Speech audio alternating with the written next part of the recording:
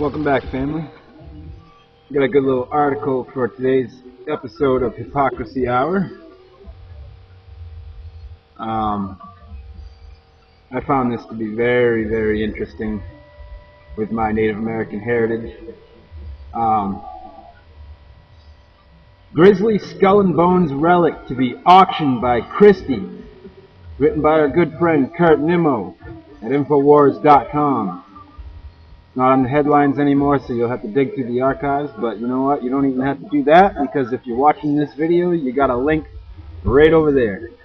Okay, in February of 2009, descendants of the archive of the Native American Geronimo sued Skull and Bones for stealing the Apache leader's remains. On the 100th anniversary of his death, Geronimo's great-grandson, Harlan Geronimo, filed a federal lawsuit against the notorious secret society. Geronimo said his family believes Skull and Bones members took some of their remains in 1918 from the burial plot on Fort Sill, Oklahoma, and have displayed them in their New Haven clubhouse.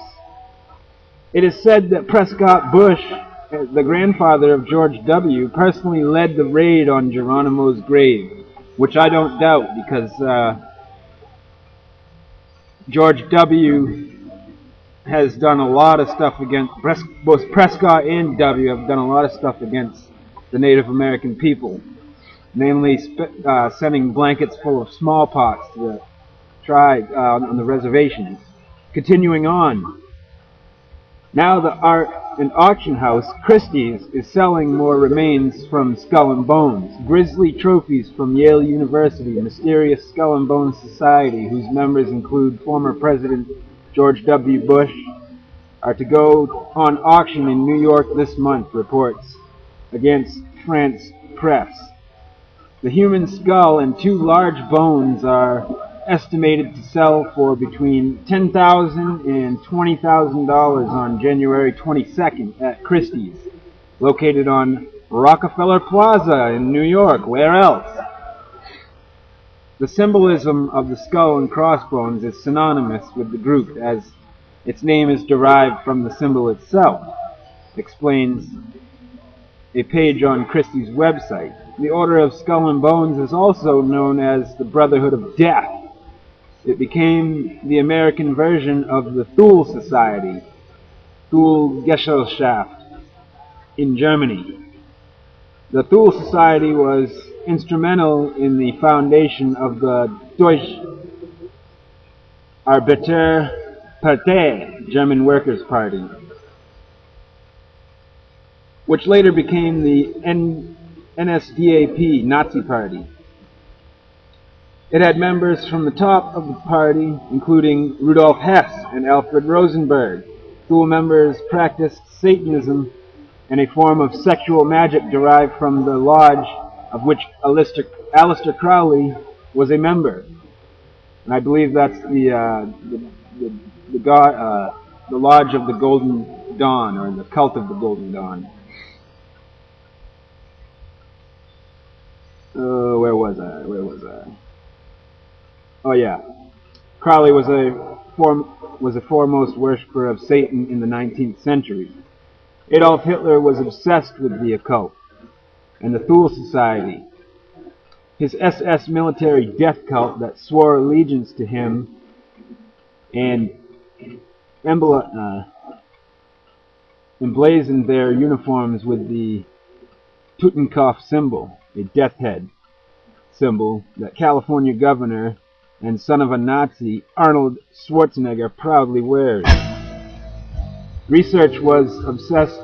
Adolf Hitler was, research published in the book Flushing Out Skull and Bones, Investigations into America's Most Powerful Secret Society by Chris however you pronounce that, Chris M., reveals that Skull and Bones was untimely involved in financing Hitler. Bonesman Avril Harriman worked with German industrialist Fritz Thyssen to found and support Hitler. Thyssen wrote a book entitled I Paid Hitler. Prescott Bush, the grandfather of President George W. Bush, was a business partner with Harriman and instrumental in the Nazi funding network. It is said that Prescott Bush, the grandfather of George W. Bush, personally led the raid on Geronimo's grave. According to research conducted by the late Anthony Sutton, the bonesman Harriman was also a prime supporter of the Soviets with finance and diplomatic assistance. At a time when such aid was against State Department regulations, the order of death had key posts in a Soviet bank, Ruscom Bank, Sutton revealed. During his time at the Hoover Institute, Sutton wrote a major study entitled Western Technology and Soviet Economic Development, detailing how the West played a major role in developing the Soviet Union from its very beginnings up until at least the late 1970s. It was revealed during the 2004 election that both Kerry and Bush were members of Yale University and Skull and Bones death cult. The late Tim Russert asked both Kerry if they could talk about their membership in the Brotherhood of Death. Both responded by saying they would not talk about Skull and Bones because it is secret. Soon thereafter, the story fell off the corporate media radar screen, as does anything with importance. And you can continue to read on this article if you'd like to. It's just a little bit longer than what I've read to you, as it looks like I am running out of time once again. So there's a little more hypocrisy to add to the Hypocrisy Hour. Really, I hope that